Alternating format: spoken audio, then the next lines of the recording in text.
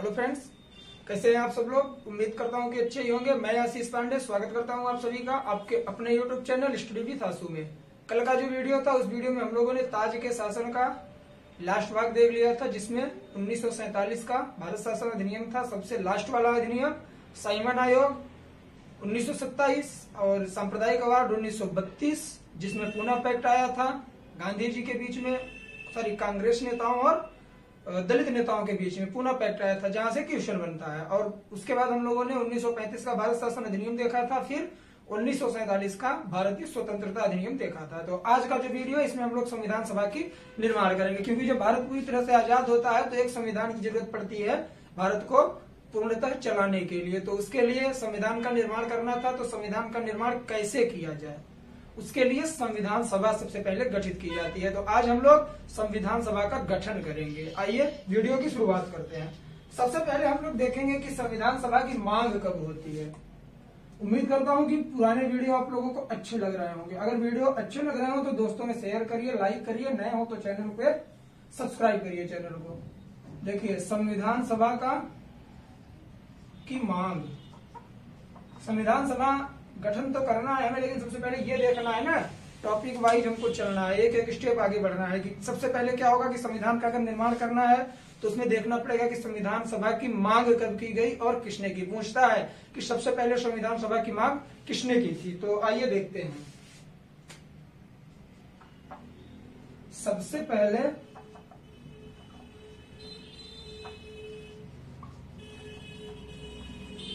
किसने मांग की थी? एम एन राय ने मांग की थी। और ये कौन थे? वामपंथी दल के नेता थे। ये क्वेश्चन हमेशा पूछता है, छोटे एग्जाम में पूछता है सबसे पहले किसने डिमांड की थी, और बड़े एग्जाम में पूछता है कि किसने डिमांड की थी और वो किस दल के नेता थे। और उसके बाद दूसरी बार कब होता है, ये कब की बात है?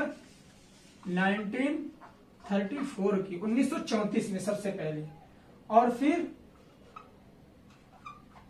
1935 में किसने किया था? भारतीय राष्ट्रीय कांग्रेस ने डिमांड की थी संविधान के निर्माण के लिए। भारतीय राष्ट्रीय कांग्रेस ने की थी संविधान के निर्माण के लिए। फिर आप लोगों ने एक पैक्ट सुना होगा, प्रस्ताव सुना होगा, कौन सा? अगस्त प्रस्ताव, 1940 का अगस्त प्रस्ताव। तो पंडित जवाहरलाल नेहरू द्वारा लाया गया था। तो उसके लिए क्या किए थे कि 1938 में पंडित जवाहरलाल नेहरू ने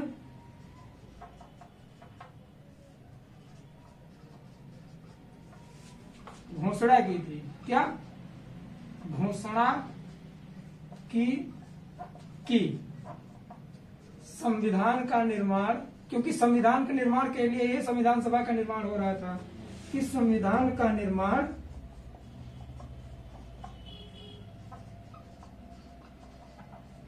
वयस्क मताधिकार, संविधान का निर्माण वयस्क मताधिकार के आधार पर चुनी गई संविधान सभा द्वारा होगा। ठीक। और इस प्रस्ताव को ब्रिटिशर्स ने मान लिया था, संविधान चुनी गई संविधान सभा के द्वारा होगा। ठीक है। तो इस प्रस्ताव को मान लिया गया था और आगे चलकर कैबिनेट मिशन आता है, बात करूंगा, संविधान सभा के द्वारा किया जाएगा। सारी चीजें आप लोग नोट डाउन करते चला करिए मेरे साथ ही, ठीक है, क्योंकि ऐसा नोट्स कोई नहीं बनवाएगा जहां तक मुझे लगता है, क्योंकि एक एक चीजें लिख के बताना बहुत बड़ी बात होती है। और मैं आप लोगों के लिए अगर इतनी मेहनत कर रहा हूं, अगर आप लोग नोट्स भी नहीं बनाएंगे तो मुझे पॉजिटिव रिजल्ट नहीं मिलेगा, फिर एनर्जी नहीं आती। देखिए, जो ये प्रस्ताव, ये जो इन्होंने कहा कि वयस्क मताधिकार के आधार पर चुनी गई संविधान सभा द्वारा संविधान का निर्माण होगा, कब? 1938 में। तो इसी को 1940 का अगस्त प्रस्ताव कहते हैं। ठीक है, क्योंकि यह 1940 में पूरी तरह से पास हुआ था। 1940 का अगस्त प्रस्ताव कहते हैं। पूछता है अगस्त प्रस्ताव किसे कहते हैं, यह अगस्त प्रस्ताव कौन लाया था? और अगस्त प्रस्ताव पंडित जवाहरलाल नेहरू का होगा। फिर उसके बाद क्या आता है? 24 मार्च 1946 को अंग्रेजों की तरफ से एक कैबिनेट मिशन भारत आता है। कैबिनेट मिशन का आगमन होता है भारत में। तो इसे आप लोग नोट डाउन करिए। संविधान सभा की डिमांड कहाँ हुई, कैसे हुई। अब हम लोग क्या करेंगे, संविधान सभा का गठन करेंगे। देखिए क्या होता है ना कि लोग जब संविधान सभा पढ़ाना शुरू करते हैं तो सबसे पहले यही चीजें बता देते हैं कि इसमें कितने सदस्य थे, कब निर्माण हुआ, क्या हुआ, कौन सी समितियां थी, बता के खत्म कर देते हैं। ये चीजें बताना बहुत बड़ी बात है। मैं पूरी कोशिश करता हूं कि कोई चीज छोड़ू ना। तो इसे आप लोग एक एक करके नोट डाउन करिए, फिर मैं बात करूंगा संविधान सभा का गठन कैसे होता है। आइए देखते हैं। सारी चीजें क्लियर होंगी, वीडियो में लास्ट तक बने रहिए। और आप लोग वीडियो को शेयर नहीं कर रहे हैं और ना तो लाइक कर रहे हैं, पता नहीं क्या रीजन है आप लोगों का। कमेंट करते हैं आप लोग लेकिन लाइक और शेयर नहीं कर रहे हैं, चैनल सब्सक्राइब नहीं करवा रहे हैं। देखिए संविधान सभा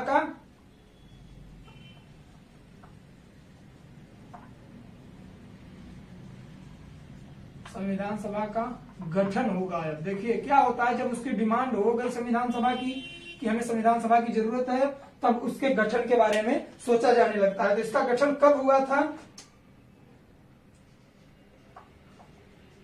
किसके माध्यम से, कैबिनेट मिशन के प्रस्तावों के तहत। कैबिनेट मिशन के प्रस्तावों के तहत नवंबर 1946 में, ये डेट आप लोगों के लिए संविधान सभा के लिए बहुत इंपॉर्टेंट है कि नवंबर 1946 में कैबिनेट मिशन के प्रस्तावों के तहत नवंबर 1946 में इसका गठन किया जाता है। फिर इसके लिए क्या होता है कि चुनाव किया जाता है। ठीक, संविधान सभा के लिए चुनाव किया जाता है। उस समय दो पार्टियां मुख्य तौर पर उभर कर आई थी। कौन सी, एक भारतीय राष्ट्रीय कांग्रेस और एक मुस्लिम लीग। ठीक है, तो आइए देखते हैं किसे कितना भाग मिला। और देसी रियासत भी 93 सदस्य देसी रियासत के थे। 93 जो मेंबर थे वो देसी रियासत के थे, मतलब रजवाड़े थे।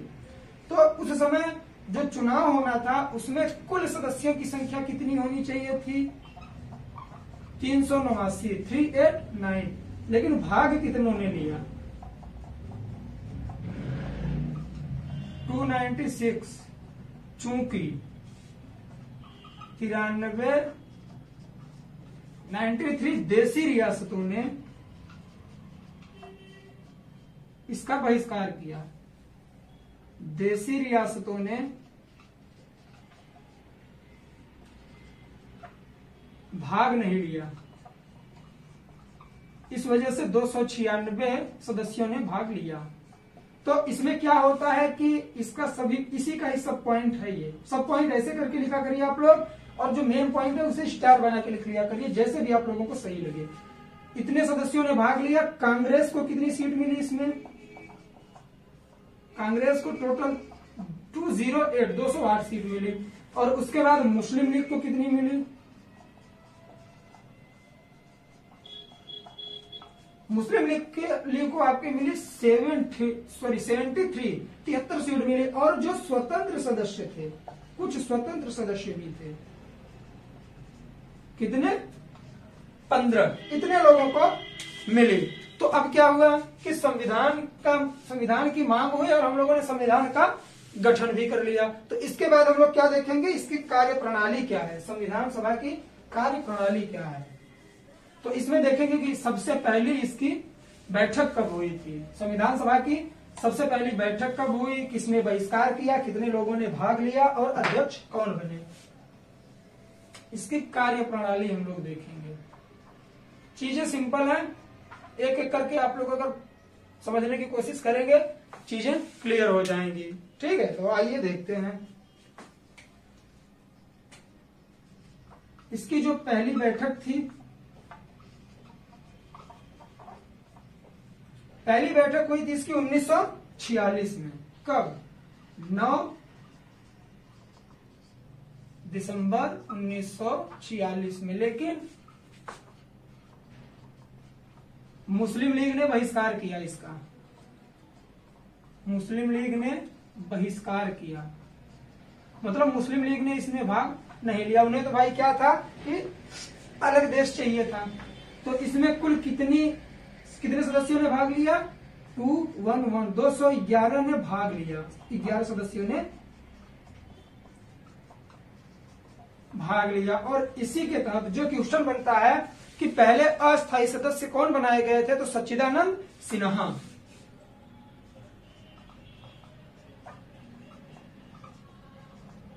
सच्चिदानंद सिन्हा को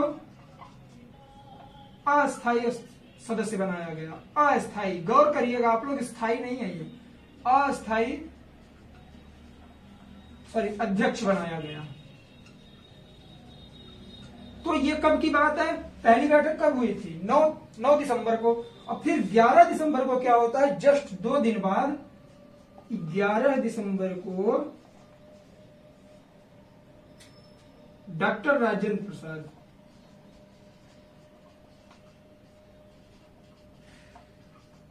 स्थायी सदस्य बनते हैं। कौन से? स्थायी रूप से सदस्य बनते हैं, अध्यक्ष बनते हैं। और 2 उपाध्यक्षों का भी चयन किया गया। तो पहले कौन थे? वीटी कृष्णामाचारी जो उपाध्यक्ष थे। उपाध्यक्षों में देखिए क्या था कि पहले अस्थायी रूप में अध्यक्ष चुने गए सच्चिदानंद सिन्हा। 2 दिन बाद मतलब 11 दिसंबर को स्थायी सदस्य के रूप, अध्यक्ष के रूप में किसे चुना गया? डॉक्टर राजेंद्र प्रसाद को। और 2 उपाध्यक्षों की सीट भी सृजित की गई। तो उसमें पहले जो उपाध्यक्ष थे कौन थे आपके? वीटी कृष्णामाचारी। और जो दूसरे थे उनका नाम क्या था? एचसी मुखर्जी। ये सारे क्वेश्चन बनते हैं बड़े एग्जामों में, एचसी मुखर्जी। तो इतनी चीजें थी इसकी कार्यप्रणाली के तहत। आइए थोड़ी सी चीज और है, उसे हम लोग देखेंगे थोड़ी देर बाद। ठीक है, अब हम लोग क्या लेकर आने वाले हैं? कार्यप्रणाली में इसकी हो गई। कार्यप्रणाली के बाद सबसे पहले देखेंगे उद्देश्य प्रस्ताव। उद्देश्य प्रस्ताव बहुत इंपॉर्टेंट है, क्वेश्चन बनता है।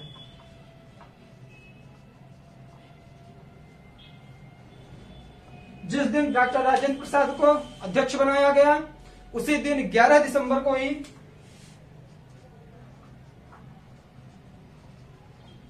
11 दिसंबर 1946 को ही पंडित जवाहरलाल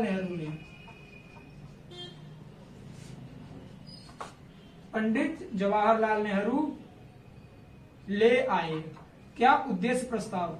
किसके बारे में बात हो रही है? उद्देश्य प्रस्ताव के बारे में। 11 दिसंबर 1946 को पंडित जवाहरलाल नेहरू लेकर आए अगस्त प्रस्ताव। और इसे सहमति कब मिली? 22 फरवरी 1947 को सर्वसम्मति, जितने सदस्य थे सर्वसम्मति से इसे स्वीकार किया गया। सर्वसम्मति से स्वीकार्य। ठीक, तो क्या होता है कि जब ये स्वीकार हो जाता है तो संविधान सभा एक संवैधानिक निकाय बन जाती है। पूछता है कि संवैधानिक निकाय कब बनती है संविधान सभा? तो 22 फरवरी 1947 से।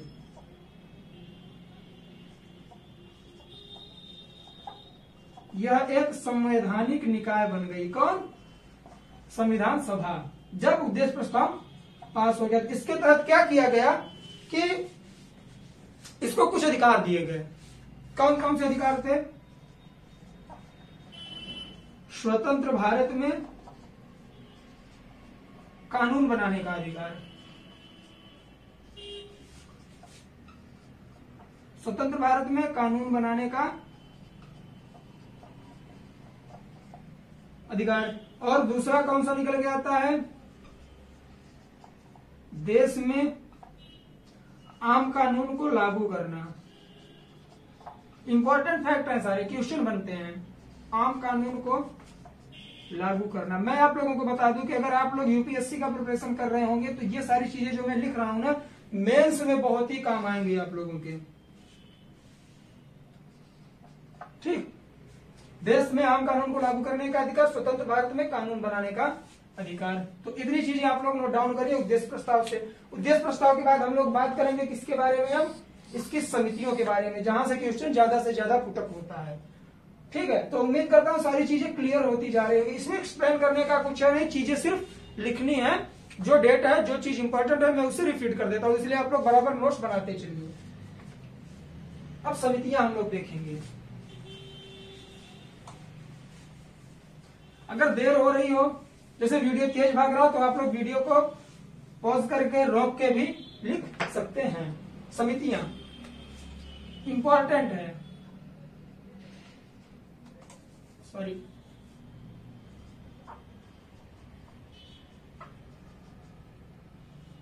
किसकी समितियां? संविधान सभा की समितियां। तो इसमें कुल 13 समितियां थी, ठीक। लेकिन जो इंपॉर्टेंट थी, हम लोग इंपॉर्टेंट समितियों के बारे में बात करेंगे, ज्यादा से ज्यादा 4 समितियों की। तो पहली कौन सी थी? संघ शक्ति समिति। इसके अध्यक्ष कौन थे? अध्यक्ष भी यही लिख लेते हैं, पंडित, यही पूछता भी है, पंडित जवाहरलाल नेहरू।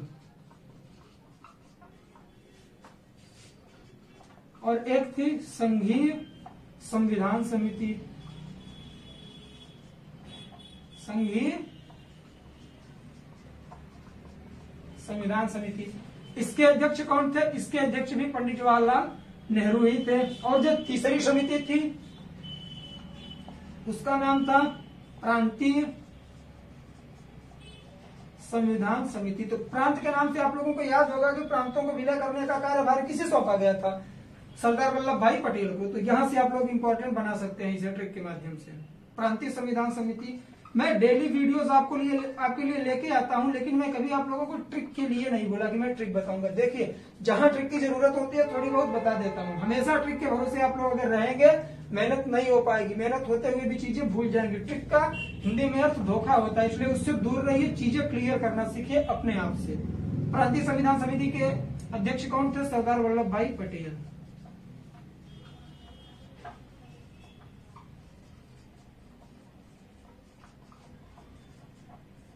और जो सबसे इंपॉर्टेंट समिति आती है, प्रारूप समिति।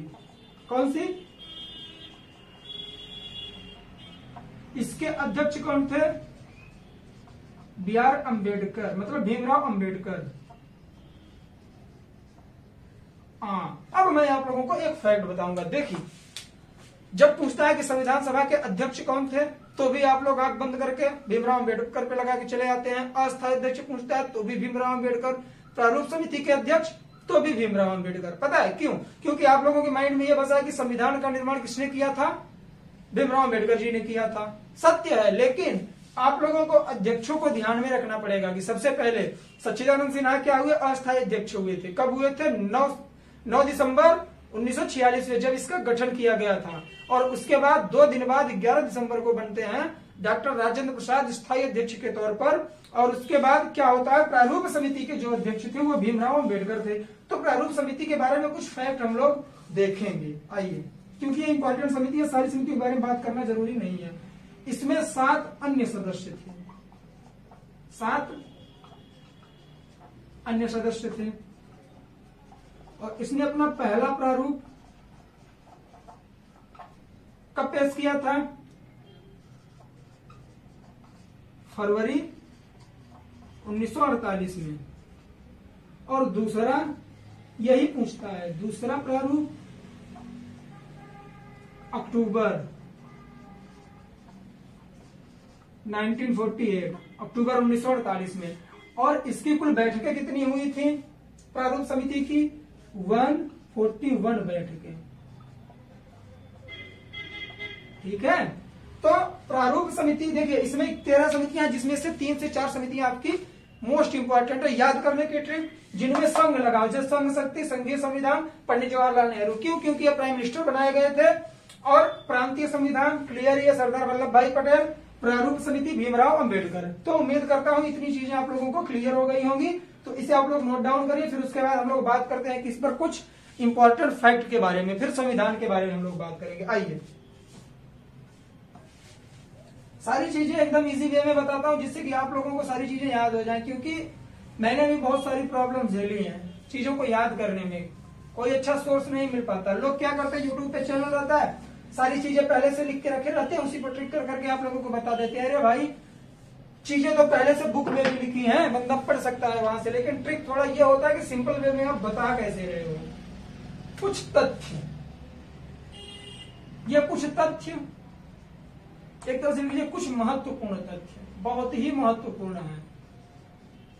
मैं संविधान का निर्माण करने के बाद इस पे बात करने वाला था, लेकिन मैंने कहा नहीं, बीच में बात कर लेनी जरूरी है। देखिए क्या होता है कि जो संविधान सभा थी, संविधान सभा का प्रतीक किसे माना गया था? हाथी को। पूछता है कि संविधान सभा का प्रतीक कौन था? प्रतीक के रूप में हाथी को स्वीकार किया गया था, और इसी के तहत 22 जुलाई 1947 को क्या करते हैं, राष्ट्रीय ध्वज को अपनाया गया था। राष्ट्रीय ध्वज को अपनाया गया, अपना तिरंगा, राष्ट्रीय ध्वज को अपनाया गया था। और 24 जुलाई 1950 को राष्ट्रगान तो है ना अपना, राष्ट्रगान और राष्ट्रगीत, राष्ट्रगान और राष्ट्रगीत को अपनाया गया। साथ में ही इसी डेट को राजेंद्र प्रसाद को, डॉक्टर राजेंद्र प्रसाद को राष्ट्रपति बनाया गया। ठीक है, ऐसे याद करेंगे कि 22 जुलाई 1947 राष्ट्रीय ध्वज को अपनाया गया, 24 जुलाई 1950 को राष्ट्रगान और राष्ट्रीय गीत को राजेंद्र प्रसाद के साथ अपनाया गया, राजेंद्र प्रसाद को राष्ट्रपति बनाया गया। अब इसमें क्या है कि हम लोग कुछ अध्यक्षों को देखेंगे जो संवैधानिक सलाहकार थे। संवैधानिक सलाहकार आपके कौन थे? V N Rao, sir V N Rao. और जो सचिव थे HVR अयंगर, HVR अयंगर इसके सचिव थे संविधान सभा के। और इसके क्या थे? एक मुख्य प्रारूपकार, मुख्य प्रारूपकार, ये सारी फैक्ट हैं, ये बहुत इंपॉर्टेंट है। मुख्य प्रारूपकार कौन थे आपके? NL मुखर्जी, ठीक है, LN मुखर्जी। और सबसे इंपॉर्टेंट कि मुख्य सुलेखाकार, मतलब किसने इसे संविधान सभा को लिखा था। उस समय यह टाइप तो होता नहीं था ना, पेन से लिखा जाता था, तो जो जिन्होंने इसे लिखा था उनका नाम क्या था? प्रमुख सुलेखक, प्रमुख सुलेखक। बड़े एग्जाम में पूछता है, एसएससी बैंक रेलवे के हिसाब से मुझे लगता है यही से क्वेश्चन बनेगा, और प्रारूप समिति के अध्यक्ष से बनेगा। प्रमुख सुलेखक कौन थे? प्रेम बिहारी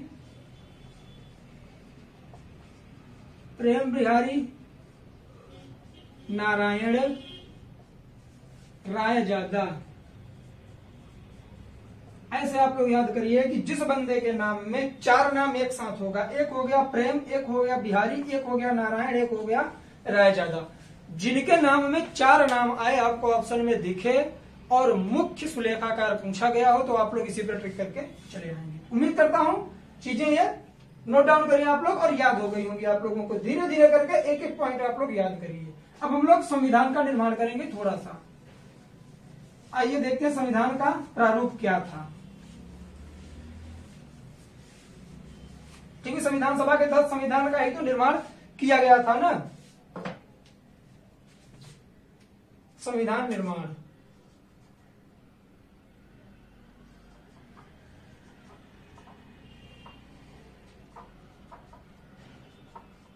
एक तरफ से देख लेंगे कि संविधान निर्माण करने की क्या क्या स्थितियां थी। देखिए आप लोगों को पता है कि जब संविधान का निर्माण किया गया तो इसमें टाइम पीरियड कितना लगा था? संविधान, भारतीय संविधान के निर्माण में 2 साल 11 माह और 18 दिन का समय लगा था। 2 साल 11 माह 18 दिन का समय लगा था। टोटल खर्च कितना आया था? 60 लाख रुपए खर्च आया था। सॉरी, 60 लाख रुपए खर्च आया था। और ये पूरी तरह से क्या कहते हैं, इसे एक तरह से स्वीकार्य कब किया गया था, संविधान पूरी तरह से स्वीकार्य कब किया गया था? 26 नवंबर 1949 को यह पारित हुआ, पूरी तरह से स्वीकार्य। तो इस समय उसकी स्थिति क्या थी? 395 अनुच्छेद थे इसमें और 8 अनुसूचियां थी, 8 अनुसूची 22 भाग। और वर्तमान समय में 495 अनुच्छेद 12 भाग 25 अनुसूचियां, सॉरी 495 अनुच्छेद 12 अनुसूचियां और 25 भाग हैं, जिसमें सिर्फ कार्य किस पर होता है? 395 अनुच्छेद और 12 अनुसूचियां और 22 भागों पर ही काम होता है। तो ये तब का फैक्ट है जब संविधान का निर्माण हुआ था। तो क्या होता है कि कुछ प्रावधान, जैसे आपके मौलिक अधिकार थे और काफी सारी चीजें जो थी, तभी जो इंपॉर्टेंट फैक्ट थे संविधान के मुख्य तौर पर जो थे वो उसी दिन लागू हो गए थे। कुछ प्रावधान इसी तारीख को लागू हो गए थे, 26 नवंबर को ही लागू हो गए थे, को ही लागू हो गए थे। लेकिन कुछ प्रावधान 26 जनवरी 1950 को लागू हुए। क्यों? इसलिए कि जब 26 जनवरी 1930 में 26 जनवरी 1930 को लाहौर में कांग्रेस का राष्ट्रीय अधिवेशन होता है, राष्ट्रीय कांग्रेस का अधिवेशन होता है, तो उसमें क्या किए थे ये लोग? 26 जनवरी को पूर्ण स्वराज्य दिन मनाया था और उसी दिन से 1930 से ही हर 26 जनवरी को पूर्ण स्वराज्य दिन मनाया जाता था। तो ये फैक्ट यहाँ पे लिखना जरूरी है, नोट करके लिख लेते हैं इसे हम लोग। मैं उम्मीद करता हूँ कि आप लोग नोट्स बना रहे होंगे। देखिए मेहनत बहुत हो रही है आप लोगों के लिए। नोट में क्या लिखेंगे कि ये प्रावधान 26 जनवरी को लागू हुए। कुछ क्यों? क्योंकि 26 जनवरी 1930 में कांग्रेस के लाहौर अधिवेशन, लाहौर जो इस समय पाकिस्तान में पड़ता है, के लाहौर अधिवेशन में राष्ट्रवादियों